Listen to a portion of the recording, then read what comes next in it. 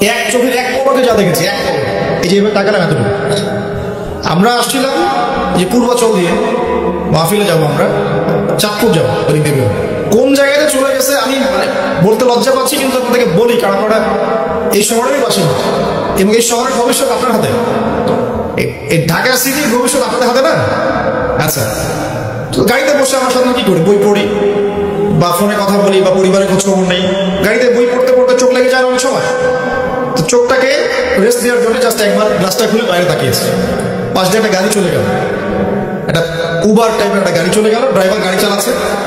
পিছনের সিটে, আপনার শহরের অবস্থা বলছে, পিছনের সিটে আমি দেখলাম যে একটা ছেলে এভাবে বসে আছে, আমি যেভাবে বসে আছি, আর একটা মেয়ে তার উপর দিয়ে বসে আছে ওপেন রাস্তার।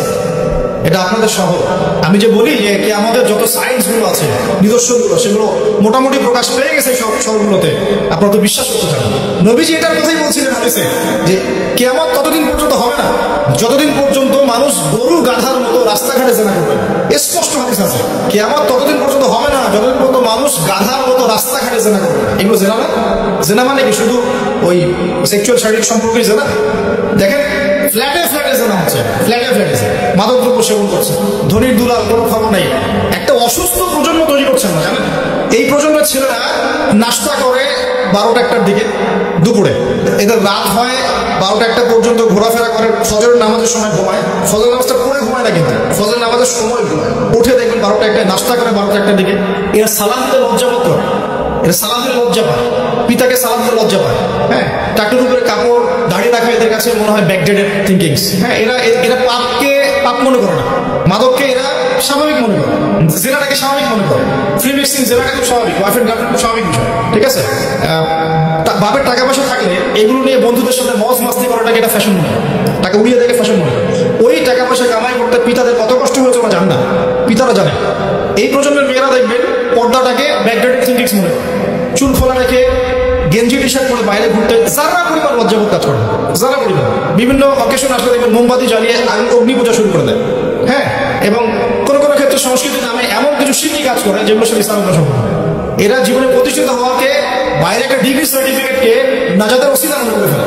নামাজ, মোজা, হজ, জাকাত, ইসলামিক কালচারগুলো তাদের কাছে মনে হয় এগুলো শেষ বয়সের কাজ, এই বয়সে কোনো দরকার নেই। আমরা একটা অসুস্থ প্রজন্ম তৈরি করে যাচ্ছি। আপনি সালাম দিয়ে দেখেন, উত্তর দেন, সালাম দিলে সাইবোধ করে, সালাম দিতে মানে হেড হয়ে যাচ্ছে। কি লজ্জা, সালাম দিতে কি লজ্জা। দেখবেন হ্যালো হাওয়ারি পশ্চিমারা যা যা করে হুবাহু ওদের কাটপেস্টে লাইফ লিড করে, জুমার নামাজও ঠিক মতো করতে যায়। আমরা কি প্রজন্ম তৈরি করছি চিন্তা করে দেখবেন। মাদক, এই যে একটু আগে সার্কুলে গেলেন না, ম্যাক্সিমাম অল্প কিছু মানুষ বাদ দিয়ে, যারা একটু ধর্মকর্ম চর্চা করে, এইসব মানুষ বাদ দিয়ে ম্যাক্সিমামই মাদকের সাথে সম্পর্ক। আমি দেখাচ্ছিলাম প্রিয় ভাইয়েরা এবং পর্দার বোনেরা যারা আছে যে আমাদের সায়েন্সগুলো কিন্তু চলে আসছে। এখন এই প্রজন্মের দায়িত্ব কিন্তু আপনার হাতে। এই প্রজন্মের দায়িত্ব কার হাতে বলেন? এই শহরের দায়িত্ব কার হাতে? শুধু কি আলেমের হাতে? শুধু কি প্রশাসনের হাতে? এই শহরকে আপনি পাপমুক্ত করবেন কিভাবে? আপনাদের আমাদের কোনো ভূমিকা নাই? কি যে হচ্ছে কল্পনা করতে পারছে না। একটা চিত্র দেখছেন না, লাখ লাখ ছেলে দাঁড়িয়ে একটা পর্দার সামনে দাঁড়িয়ে আছে, গোল কখন হবে এই জন্য, দেখছেন না? মিডিয়া এগুলো প্রমোট করছে না। ভাবখানে এমন যে কত সুখী আছি আমরা, তাই না? কি সুখ আমাদের। খেলা হচ্ছে, আমরা গোল গোল চিল্লাচ্ছি, খেলছে কোন টিম, সেই টিম আমার দেশের নামও জানে কিনা আল্লাহু আ'লাম। আমরা মাতামাতি করছি, মাশাআল্লাহ। আমরা মারামারি করছি, কেউ মার্ডার হচ্ছে, কেউ আবার শোকে স্ট্রোক করে মারা যাচ্ছে, তাই হচ্ছে না? তো এমন কেন জাতিগত, আমরা এমন কেন হলাম জাতিগতভাবে? আমাদের কোনো ব্যক্তিত্ব নাই, আমাদের কোনো গায়রত নাই। আমাদের তো যুদ্ধের হিস্ট্রি আছে, আমাদের বীরত্বের হিস্ট্রি আছে, আমাদের ভাষা আন্দোলনের হিস্ট্রি আছে। দেশের কনসেপ্ট বাদ দিয়ে ইসলাম কনসেপ্ট যদি বলেন, আমরা তো তারেক বিন জিয়াদের উত্তরসূরি, বিন কাসিমের উত্তরসূরি, খালিদ বিন ওয়ালিদ, উমর ইবনে খাত্তাবের উত্তরসূরি। আমাদের কোনো গায়রত নাই। পশ্চিমারা একটা কিছু লঞ্চ করবে, সবাই নাচানাচি করবে, আমরা সেখানে গা ভাসিয়ে দিব। কিছু কিছু মুসলিম কান্ট্রি ওগুলোতে জয়েন হবে, আমরা মনে করবো এটা হালাল হয়ে। অনলাইনে দেখলাম একজন লিখেছেন, আরেকজন বক্তব্য দিচ্ছেন, রাসূলুল্লাহ সাল্লাল্লাহু আলাইহি ওয়াসাল্লাম তো নাকি তার স্ত্রীর সাথে খেলাধুলা করেছেন। রাসূল সাল্লাল্লাহু আলাইহি ওয়াসাল্লাম তার স্ত্রীর সাথে দৌড় প্রতিযোগিতা করেছেন রাতের অন্ধকারে। মসজিদ নববীর মধ্যে ঈদের দিন উৎসব পালন করা হয়েছে, নববীর মধ্যেই। এটার সাথে আপনি ফিফার দলিল টানছেন, এটা দিয়ে আপনি ফিফাকে জায়েজ করেছেন। এখানে তো জুয়া হচ্ছে। একটা মুসলিম কান্ট্রি কাতার জায়েজ করেছে, এই অ্যারেঞ্জমেন্টটা অন্য আগের সব অ্যারেঞ্জমেন্ট হচ্ছে বেটার, কারণ সে তার মধ্য দিয়ে ইসলামের প্রচার করার চেষ্টা করেছে। সে তার জায়গা থেকে চেষ্টা করেছে, কিন্তু মন্দের ভালো, এর চেয়ে ভালো কিছু করা সম্ভব ছিল না এখানে। সে যতদূর পর্যন্ত পেরেছে ট্রাই করেছে, এবং সে কিন্তু ছোট রাষ্ট্র হলেও অনেক বিষয় সে মাথা ঘামায়। আমাদের ঢাকার সমান আয়তন হবে কিনা সন্দেহ আছে, ঢাকা বিভাগের সমান হয়তো আয়তন হয়, সে ওয়ার্ল্ডের বড় বড় জিও পলিটিক্যাল বিষয়ে সে মাথা ঢুকে। হ্যাঁ, সে তার সর্বোচ্চ চেষ্টা করেছে, কিন্তু এর মধ্য দিয়ে যে সারা বিশ্বে কোটি কোটি যুবক তাদের হায়াত নষ্ট করছে, তাদের যৌবন নষ্ট করছে, তাদের রাতের ঘুম ইবাদত নষ্ট করছে, হ্যাঁ, আপোষে দ্বন্দ্ব লিপ্ত হচ্ছে, বিধর্মীদের কালচার ফলো করছে, ওদের ফ্ল্যাগ টাঙাচ্ছে। আমার দেশের মধ্যে, স্বাধীন সার্বভৌম রাষ্ট্রের মধ্যে অন্য একটা রাষ্ট্রের পতাকা তুলবো কেন? আমার গায়ক নেই? ওরা কি তাদের দেশে আমার পতাকা তোলে কিনা? আমাদের ব্যক্তিত্ব কোথায় চলে গেল? এগুলোকে আমরা টেকনিক্যালি আমার মিডিয়াতে জায়েজ করার চেষ্টা করছি, যে নবী সাল্লাল্লাহু আলাইহি ওয়াসাল্লাম তো দৌড় প্রতিযোগিতা করেছেন, হ্যাঁ, তারপরে মসজিদ নববীর মধ্যেও তো এরকম খেলাধুলা হয়েছে। এগুলো ছিল চিত্ত বিনোদনমূলক।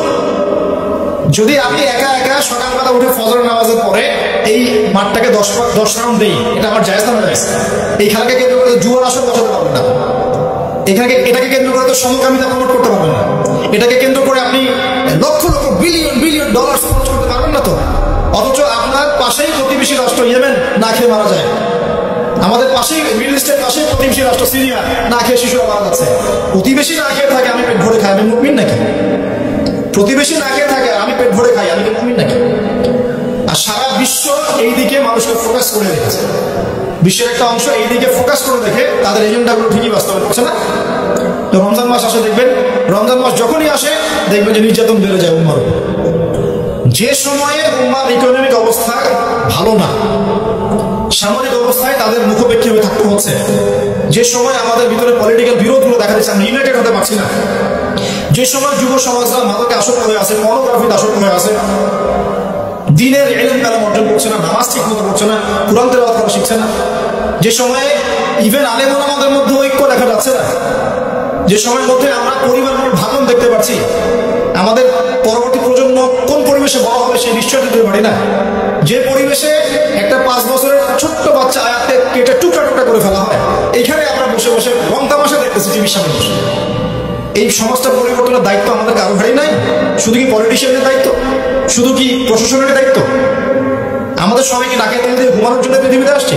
এই যুব সমাজ তো জানেই না, বোঝেই না ওদেরকে কি কারণে এই পৃথিবীতে বানানো হচ্ছে। সে যে মুসলিম, তার যে দায়িত্ব কর্তব্য আছে, আল্লাহ পাক যে তাকে সৃষ্টি করেছেন তার ইবাদত করার জন্য এবং আল্লাহর জমিনে দিনটার প্রচার প্রসার করার জন্য, তার কোনো ফিকির আছে? একটা পর্দার সামনে দাঁড়িয়ে এসে আধা ঘন্টা 1 ঘন্টা 1.5 ঘন্টা সময় নষ্ট করে ফেলুন, তার ফিজিক্যাল কোনো উপকারও কিন্তু নাই, আছে?